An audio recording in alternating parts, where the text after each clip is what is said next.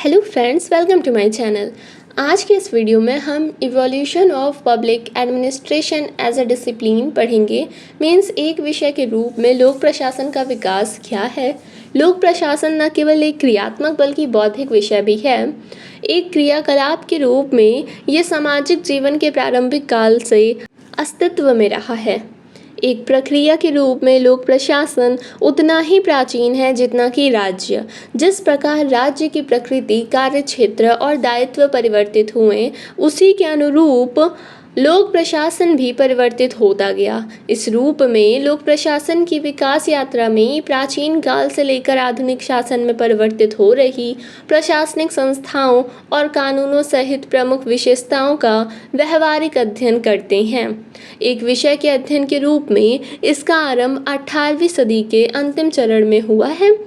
अतः ये सर्वथा नया सामाजिक विज्ञान है, यानी कि लोक प्रशासन से संबंधित सिद्धांतों, नियमों और कार्यों का एक शस्त्र या शास्त्र के रूप में अध्ययन, अध्यापन और अनुसंधान करना इसमें सम्मिलित है। यद्यपि प्राचीन काल से ही कई चिंतकों ने प्रशासकीय विचार और व्यवहार में अपना योगदान दिया है। जैसे प्राचीन भारत में कौटिल्य का अर्थशास्त्र, प्राचीन पश्चिम में अरस्तु की पॉलिटिक्स, मध्यकालीन में अबुल फजल द्वारा लिखित ग्रंथ, अकबर के शासनकाल में आइन ए अकबरी और मध्यकालीन पश्चिम में मैकियावेली की प्रिंस में सरकार के संगठन, प्रशासन के कार्य करने के तरीके और कई विषय में महत्वपूर्ण सामग्री उपलब्ध हैं।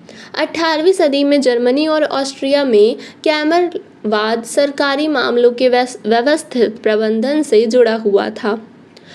कैमरवादियों ने लोक प्रशासन के अध्ययन में रुचि दिखाई। उन्होंने लोक प्रशासन से जुड़े विषयों पर व्यवस्थित शोध कार्यों को हाथ में लिया। उनके अध्ययन और शोध का उद्देश्य लोक सेवा के लिए प्रत्याशियों को प्रशिक्षित करना था। इसीलिए उन्होंने लोक प्रशासन की संरचनाओं, सिद्धांतों और प्रक्रियाओं के विवरणात्मक अध्ययनों पर और लोक अधिकारियों के पेशेवर प्रशिक्षण पर जोर दिया।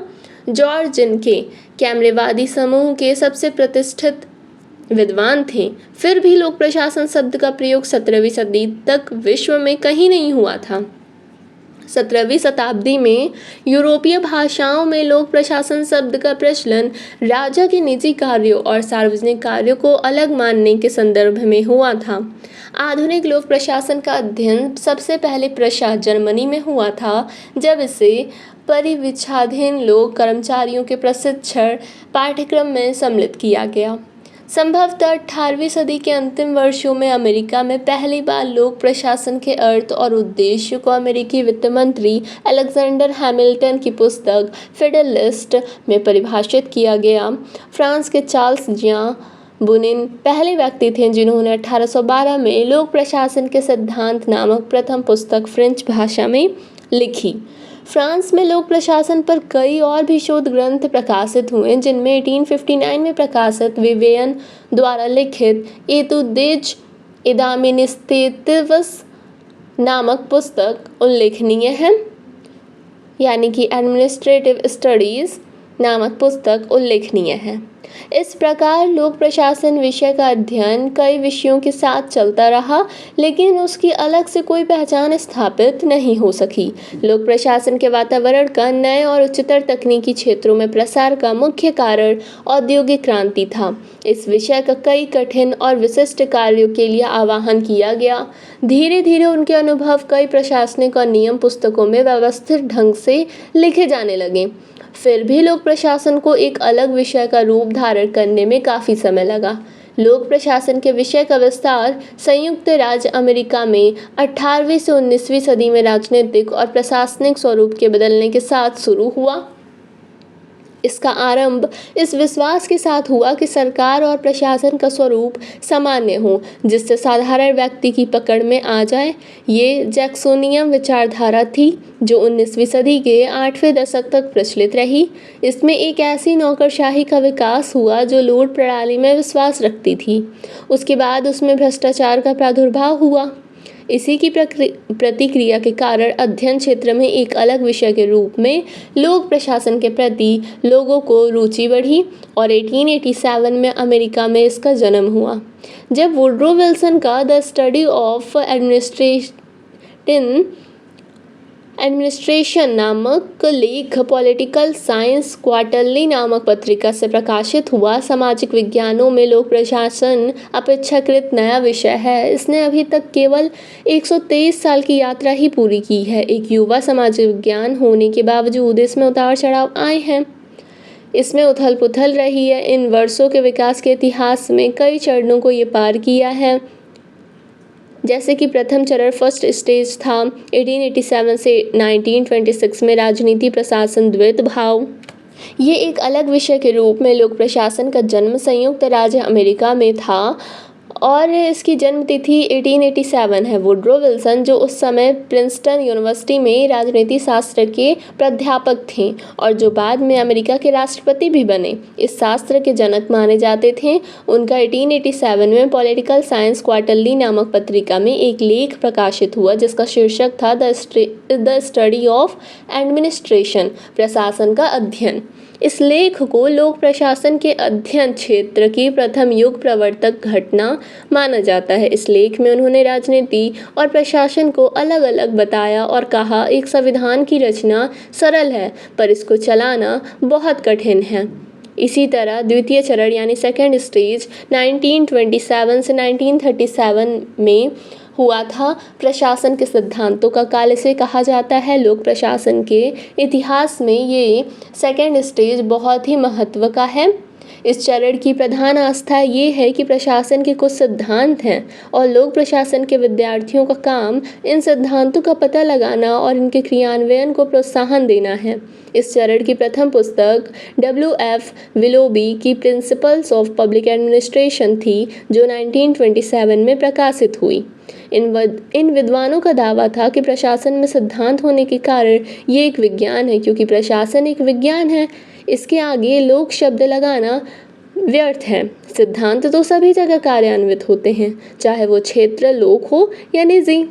गुलिक और उर्विक ने इन सिद्धांतों को पोस्ट कोर में समाहित किया। ये युग लोक प्रशासन में सिद्धांतों का स्वर्ण युग के नाम से प्रसिद्ध हुआ, क्योंकि लोक प्रशासन से संबंधित सिद्धांतों की व्याख्या और साहित्य निर्माण में ये काल याद दिलाता है।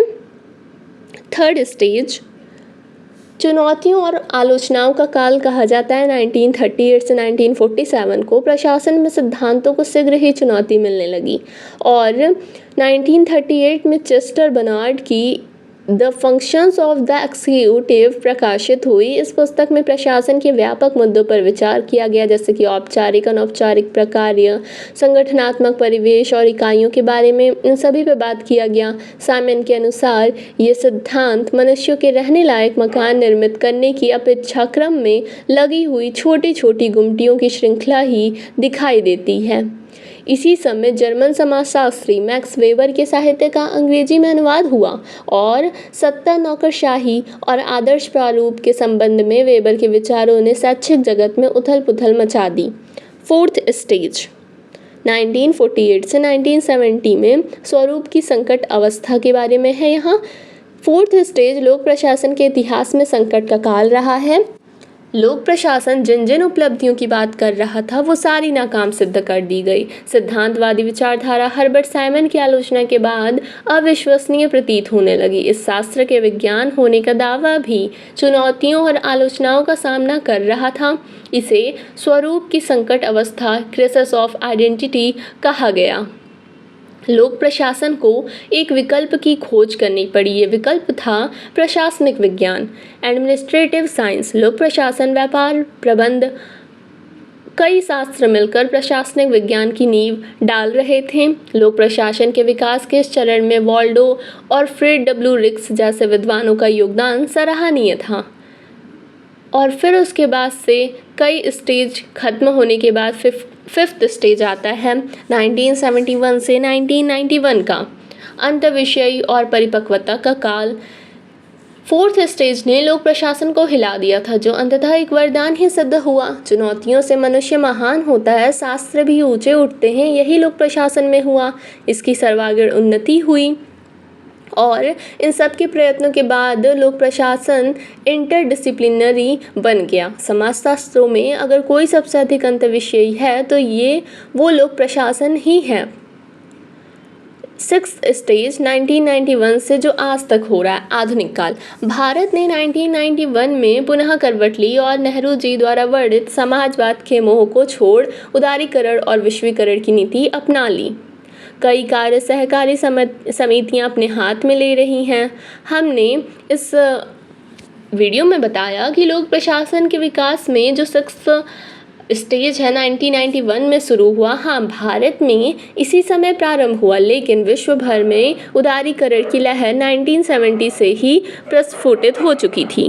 लोक प्रशासन को लोक प्रबंधन यानी कि पब्लिक मैनेजमेंट में बदल जाना चाहिए, ये विचार प्रतिपादित किया गया। नवीन प्रबंधन लोक प्रशासन में प्रबंधनवाद यानी कि मैनेजरलिज्म को अंधाधुंध बढ़ावा देता है।